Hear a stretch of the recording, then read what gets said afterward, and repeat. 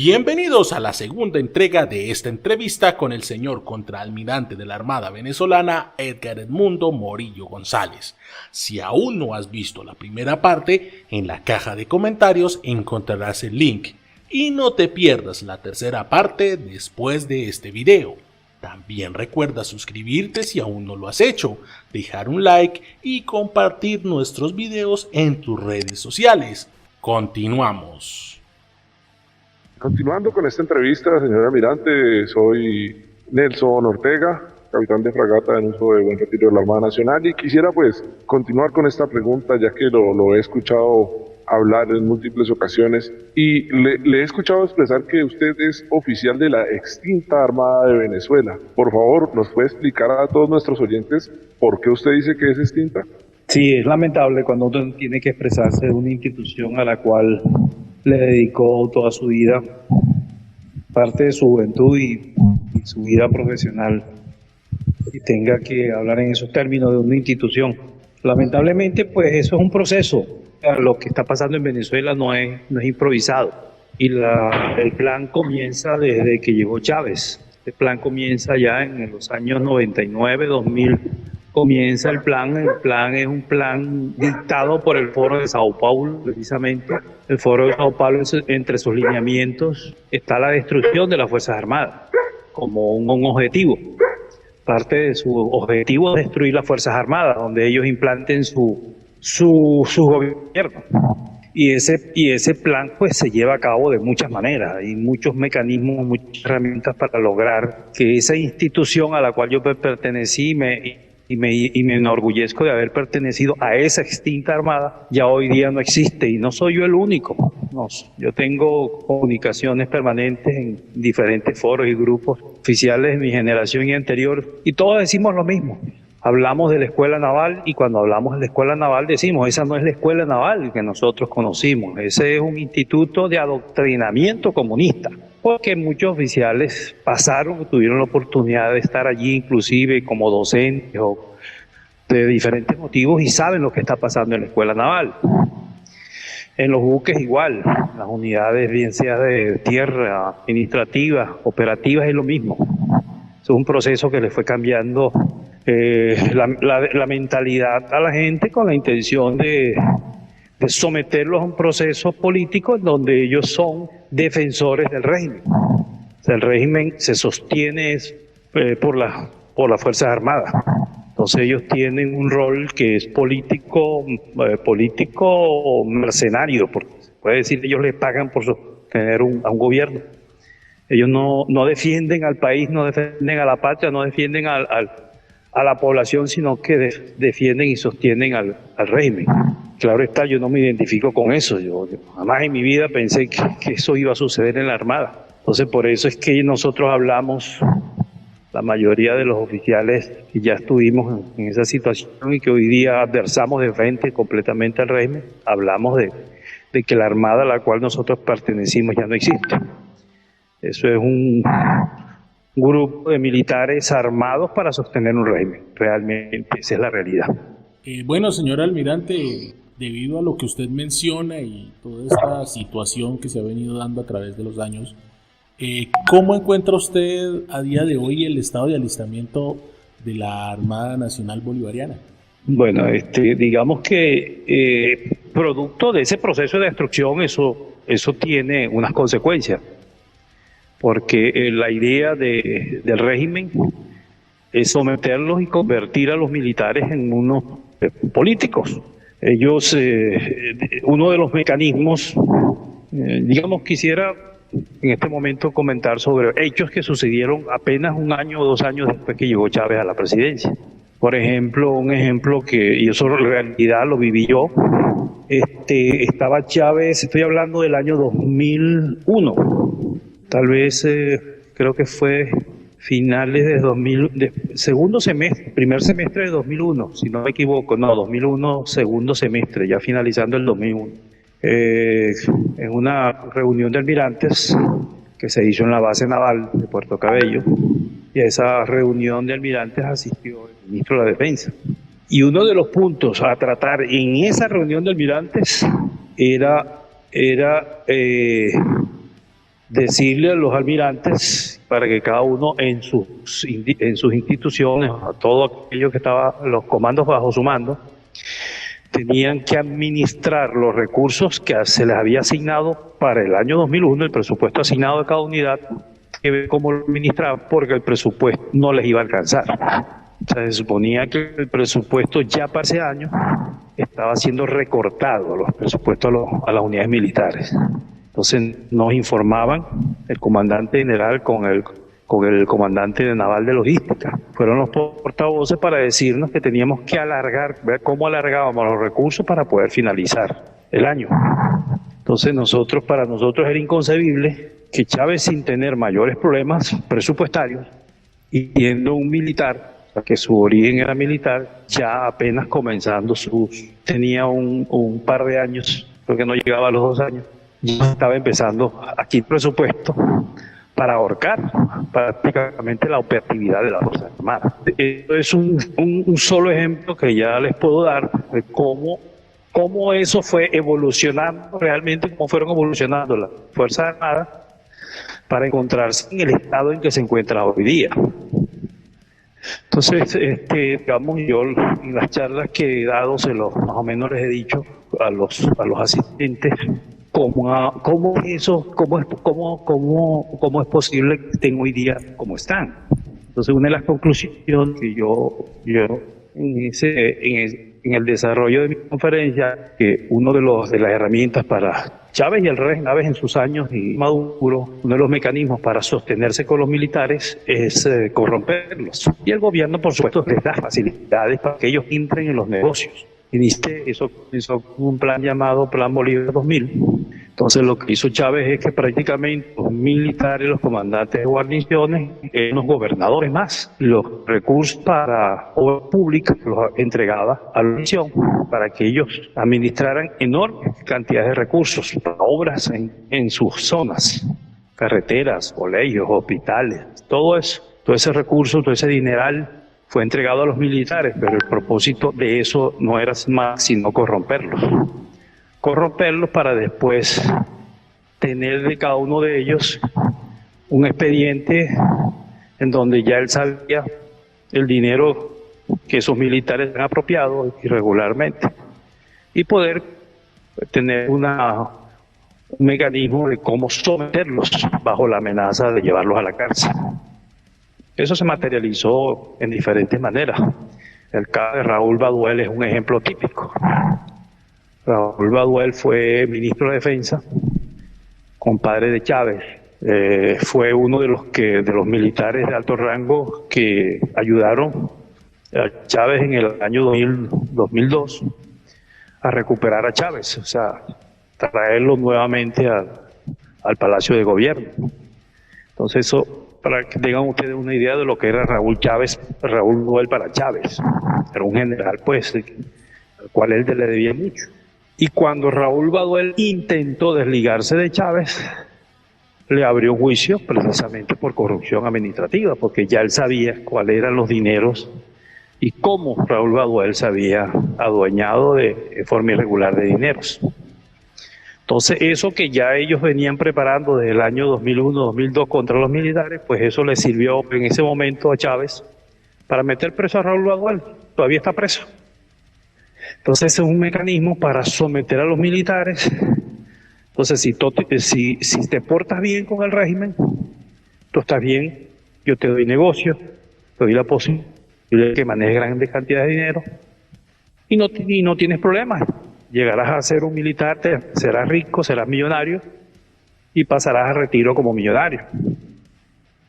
Si te atreves a enfrentarte al régimen, ya sabes que te espera todo lo contrario, te espera cárcel, te espera un sometimiento, persecución, terrorismo de Estado, etcétera, etcétera. Entonces, los militares, ¿a qué se dedicaron? Realmente a buscar puestos en donde hubiera manejo de dinero, puestos en el gobierno, en los ministerios, en la gobernación. Y la función principal de las Fuerzas Armadas se fue descuidando poco a poco. Entonces la defensa y la protección del Estado y del territorio pues fue quedando como una tarea secundaria de los militares. El rol principal de ellos era ver dónde los colocaban, pudieran manejar enormes cantidades de dinero. Entonces, este es por ejemplo, uno de los caminos que escogió el régimen para sostenerse él, pero también eso afectaba la operatividad y el grado de alistamiento de las Fuerzas Armadas, porque los militares no estaban pendientes del alistamiento, sino que estaban pendientes era de dónde estaba el dinero y cómo se lo podían copiar. En este proceso de desmantelar las Fuerzas Armadas, el sueldo de un militar o el sueldo de un almirante, el sueldo de un general, está por debajo de los $100, cuando en los mejores tiempos ha estado por debajo de $100. Ahorita está más o menos en esos niveles. Entonces es un proceso también para desmantelar a las Fuerzas Armadas, porque eso ha generado una gran cantidad de bajas. O sea, las listas de oficiales y suboficiales pidiendo las bajas son inmensas. Y llega un momento en que, como son tantas las solicitudes de baja, que entonces no las tramitan, las retienen o las suspenden en algún paso, en algún momento, y los militares, los oficiales, los oficiales terminan desertando. Así de sencillos. Se van, salen de permiso un día, salen un día de vacaciones y no regresan más a las unidades. Al respecto, pues tengo que comentarle, por ejemplo, dos casos muy particulares que tienen que ver con esta situación de elevado número de oficiales que pide la baja, que se retiran del servicio por propia voluntad, o aquellos que lo hacen huyendo porque no se las dan, no hay mecanismos que puedan irse, entonces se van huyendo, huyen del país para buscar unas condiciones de vida decentes para ellos y para su familia. Entonces les hablo, por ejemplo, el caso de un oficial que me cuenta que un familiar de él estaba en un patrullero, a la tripulación de un patrullero, y el comandante del patrullero les ordenó a los oficiales que les entregaran el pasaporte, como un mecanismo para evitar que los oficiales desertaran o se fueran a otro país. Hace poco tiempo, un almirante retirado visitó la base naval. Tuvo la oportunidad, porque no a todos los oficiales retirados nos permiten visitar la base naval y visitar los buques. A este oficial pues le permitieron visitar a la base naval y visitaron algunas unidades que estaban en la base naval de Puerto Cabello. Y una de las cosas que cuenta de esa experiencia de haber visitado unos barcos, es el grado de vacío. Él habla de que eran barcos vacíos sin tripulaciones, no se veían oficiales, no se veían marineros, o sea, y pudo comprobar que realmente los barcos están sin tripulaciones. Por un motivo es porque no hay oficiales, no hay oficiales, porque se han ido todos, la mayoría se han ido, y los pocos que quedan, las pocas tripulaciones que quedan, inclusive les tienen que dar permanentemente permisos para que se vayan a su casa, porque las provisiones para la preparación de comida a bordo no alcanzan. Entonces tienen que darles permisos a gran parte de la tripulación para que se vayan a la calle y no sea una carga para el rancho de a bordo. Entonces, situaciones como estas, pues una marina que está viviendo en esas condiciones, ¿qué pueden esperar de su grado de alistamiento? El peor. Por una razón, primero la moral de la gente, pues en esas situaciones en donde un oficial sale a navegar y cuando regresa encuentra a su familia que a lo mejor no ha podido comer porque la plata, el sueldo que tiene no le alcanza para comprar comida, sino para una semana. Entonces se pueden imaginar pues el grado de frustración que un oficial o un suboficial, bueno, yo hablo de suboficiales porque en mi época eran suboficiales, ahora son todos oficiales. Entonces esa gente pues vive en una situación paupérrima. Entonces la mayoría de esos oficiales se han ido. ¿Cómo sostienes tú una armada donde necesitas gente calificada, preparada, capacitada, técnico para sostener todo el equipamiento de un buque si se han ido? Entonces todo eso es una muestra. Todo esto nos lleva a proyectar que el grado de alistamiento de las unidades es pésimo. Es por eso que se nos dan tantas dudas a la hora de analizar, precisamente porque todo esto viene a la luz de un lanzamiento de un misil automático, en donde sabemos pues las condiciones de grado de alistamada y cómo hacen para hacer un lanzamiento de un misil, el cual, por supuesto, además de eso, una serie de deficiencias técnicas como vector, porque es que el misil como el mantenimiento del misil no se puede hacer a bordo.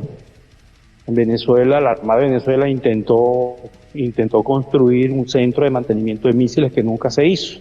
Pues la idea era que el mantenimiento que había que hacer, que se hacía anteriormente en Italia, en las fábricas de Italia, pues ya en Venezuela nunca se pudo hacer. Y esos mantenimientos de esos misiles, por lo menos hay que hacerlos cada 5 años. Hay que enviar esos misiles al fabricante. Un misil es prácticamente una aeronave. Tiene tecnología aeroespacial, si queremos. Tiene tecnología de aviones y parte de tecnología de misiles. Toda esa tecnología como un avión, pues necesita estar partes de ese vector necesitan revisiones y cambios y sustituciones permanentes. Entonces, unos misiles que creo que la última revisión que se les hizo fue hace más de 10 años, pues muy poco probable que funcionen cabalmente, que funcionen 100%. Entonces, pues todo esto, el grado de alistamiento, el grado de deficiencia de personal, todo eso sumado lo que nos lleva a indicar es que realmente el alistamiento de la Armada es muy pobre. Sí, señor almirante.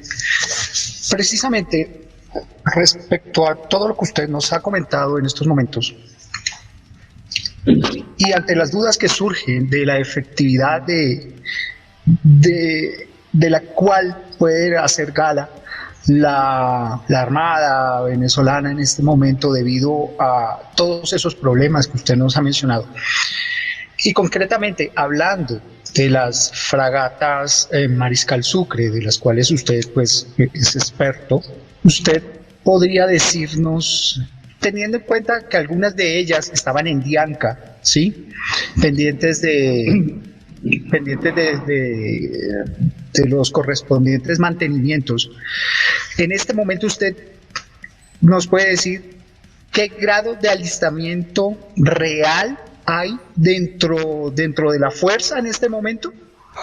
Bueno, las últimas informaciones que nos llegan es que de fragatas hay 4 que ya van a ser desmanteladas y vendidas como chatarra. De hecho, se dice que ya el contrato de la venta de las 4 fragatas como chatarra ya es un hecho. Ya el contrato, ya las 4 fragatas, 21 a las 24, 23, 24, 25 ya son chatarra. Ya están catalogadas como chatarra y deben estar en ese proceso sí, irrecuperables. Eso se intentó lo mucho de que les iban a hacer un trabajo parecido a la 21 en Estados Unidos, se les iba a hacer en Venezuela, en Dianca, y allí pasaron años y no pudieron ser recuperadas. Entonces, ya es un hecho, y eso ya es común que se hable de que de la 23 en adelante, 23, 24 y 25, ya hay un contrato firmado, aprobado, que van a ser vendidas como chatarra. Yo creo que eso no se ha concretado porque deben estar en el proceso de desmantelar todos los equipos que por supuesto van a ser utilizados como repuestos para sostener a la 21 y a la 22, que son las 2 fragatas que estuvieron en Estados Unidos y fueron repotenciadas en Estados Unidos a finales en los años 2001, más o menos en esa época se les hizo esos trabajos. Sin embargo, hay dudas con la F-21. Se dice que la F-21 tiene un problema grave, no sabemos en qué, porque en las últimas actividades operacionales no se ha visto la F-21. Siempre ha sido la F-22 la que ha dado la cara. E inclusive hay gente que dice que la F-21 también va a ser chatarrizada. O sea que la F-22 está disponible para cualquier eventualidad. Yo creo que lo que están haciendo es que están concentrando todos los esfuerzos y la poca tripulación que tiene la deben tener concentrada en la F-22 para mantenerla operativa. Eso no quiere decir que el barco como tal esté operativo, puede ser que navegue, pero las limitaciones operativas, conociendo el equipamiento electrónico que disponen esos barcos, Si el barco no dispone de buenos técnicos, pues es difícil que los sistemas funcionen como debe ser, porque para eso se necesita tener unos buenos técnicos, y un buen técnico de un equipo electrónico, por poner un ejemplo, un buen técnico de un radar, pues no se forma, no llega un cualquiera y en 2 meses ya usted tiene un técnico. Esos técnicos pues necesitan ser preparados y capacitados y muchos años de experiencia trabajando a bordo para que realmente dominen el equipo. Entonces podemos tener el barco que navegue, pero seguramente que la capacidad de mantener operativos los equipos, sobre todo los equipos de cierta tecnología, lo más probable es que estén todos o en su mayoría estén inoperativos. Señor almirante, dentro de su hoja de vida, pues denoto que usted fue presidente del Comité Permanente de Armas y Electrónicas de la Armada entre los años 98 y 2000, y acudo a su experiencia para pues preguntarle, en el video del lanzamiento del misil Tomás, me parece que es el comandante del CEOFAN, que dice que Venezuela está recuperando la suficiencia tecnológica. ¿Usted cree que eso es posible tal como lo afirman en el video? Bueno, sobre ese personaje tengo que decirle lo siguiente. El almirante Remigio es un oficial de la Infantería Marina. Específicamente su área de especialidad era operaciones especiales. Él era un oficial de operaciones especiales, ni siquiera de la Infantería Marina como tal. Es un oficial demostrado en los diferentes niveles y capacitación de información. Es un oficial de muy baja, por decirlo así, capacidad intelectual.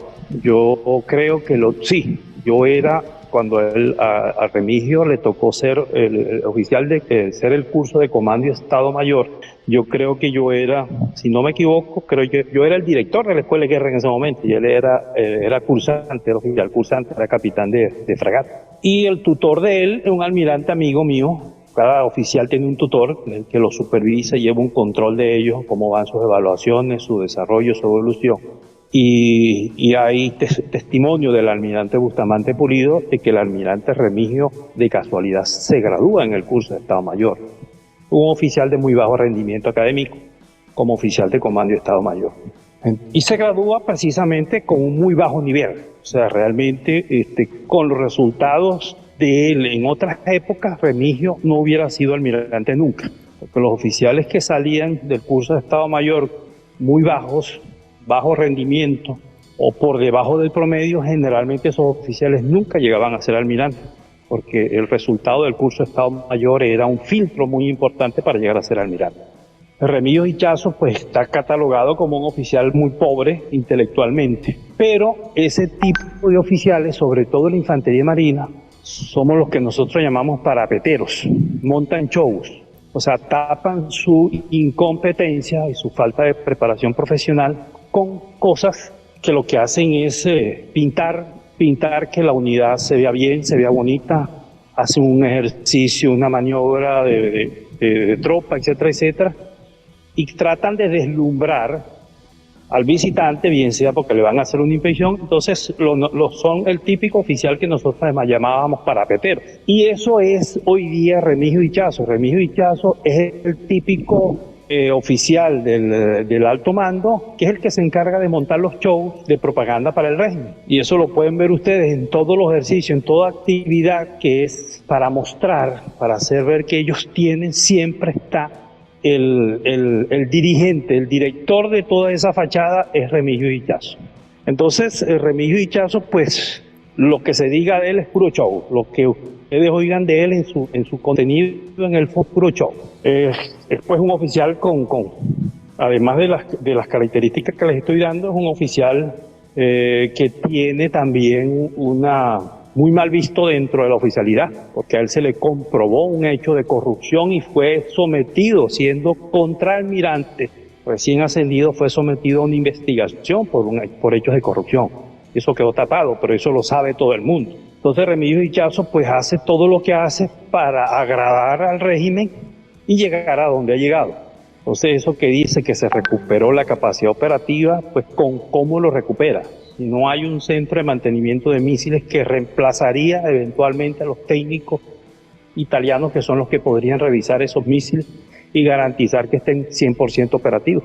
Entonces eso es puro show, pura propaganda comunista, lo de Remigio Ichazo. Sí, señor almirante, precisamente hablando de ese show mediático que es muy propio de este régimen dictatorial, corrupto y antidemocrático, dígame una cosa, esa idea de que tratan de vender, de que las fuerzas militares bolivarianas están fortalecidas y cada vez son más fuertes y, mejor dicho, tienen la sartén por el mango, ¿usted cree que ellos son capaces de decir estas cosas porque se sienten apoyados interiormente por Rusia y China? ¿Y por qué ese interés que tendrían Rusia y China en Venezuela? ¿Por qué sería eso? Bueno, la propaganda de la fortaleza de las Fuerzas Armadas, pero esa propaganda permanente no es más que el miedo,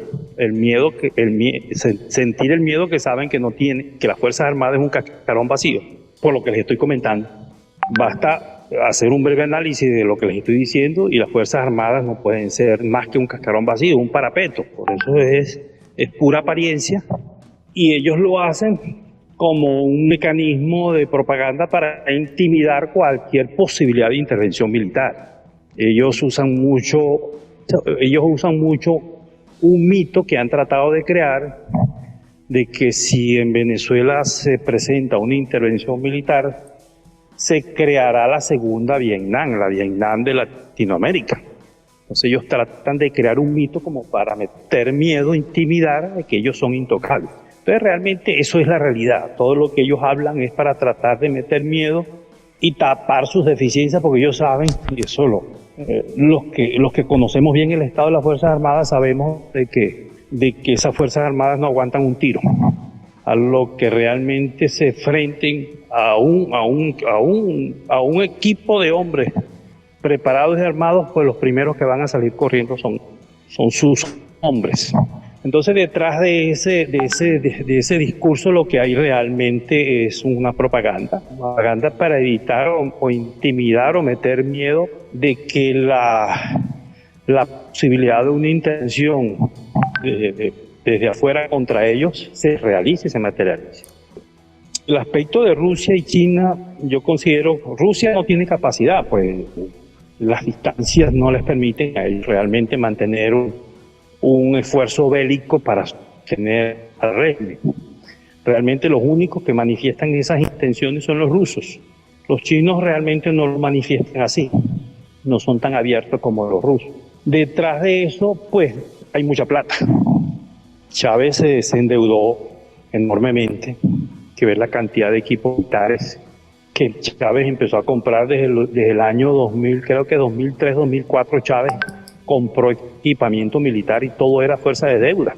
Y todo ese equipamiento se está pagando hoy día con petróleo. Entonces, para los rusos, ellos lo que están defendiendo es un negocio que no les ha terminado de pagar realmente. Y la posibilidad de tener un enclave geopolítico en el área que les pueda proyectar de alguna manera, no las ideas, porque la ideología comunista ya los rusos no la manejan. O sea, no podemos hablar de que desde Venezuela se va a proyectar una ideología comunista como tal. Ya los rusos ni manejan eso. Simplemente un enclave que les haga cierta reacción e incomode a los norteamericanos como un punto en contra de ellos y que en algún momento se puedan transformar en un bloque que pueda ser una amenaza para el imperio, como lo llaman ellos, el imperio norteamericano. Básicamente es eso. Yo no creo que Rusia vaya más allá de eso. La situación económica y militar de Rusia hoy día es muy mala también, como para ellos ponerse a manejar o a tratar de manejar por un conflicto en donde ellos tengan que ayudar con armamento, con repuestos, con técnicos a Venezuela, ante una posible amenaza militar contra Venezuela. Entonces, para mí eso también es parte de propaganda, porque a los rusos no les conviene perder ese negocio que tienen en Venezuela. Ellos están también extrayendo prácticamente las deudas de los rusos, se las están pagando con concesiones petroleras que se las han entregado y ellos prácticamente están sacando el petróleo y se lo llevan y se están cobrando las deudas que tiene Venezuela con ellos. Y con los chinos algo muy parecido. Entonces, el petróleo que va a China en un alto porcentaje es deuda. Están cobrándose las deudas de préstamos habidos de hace mucho tiempo. Entonces, pues el régimen y su aparato de propaganda son muy hábiles en hacer que tienen un apoyo de Rusia y de China y que trata de aprovechar y sacarle al máximo cualquier visita, cualquier cosita, cualquier cosa que digan los rusos inmediatamente salen a relucir ellos a tratar de realzar ese supuesto apoyo que tienen de Rusia y de China. No dudo también de que tengan dentro de la burocracia rusa, no dudo también que tengan personajes dentro del gobierno, alto nivel del gobierno de Putin, gente que les tengan su subvención mensual, así como se ha descubierto que tienen en España, con el partido Podemos, y muchos de esa gente ha recibido mucho dinero de Venezuela, pues ellos también puede ser, yo digo que deben tener algunos burócratas del gobierno ruso que están recibiendo su tajada, su porción de dinero periódicamente para que hagan esa tarea a favor del régimen.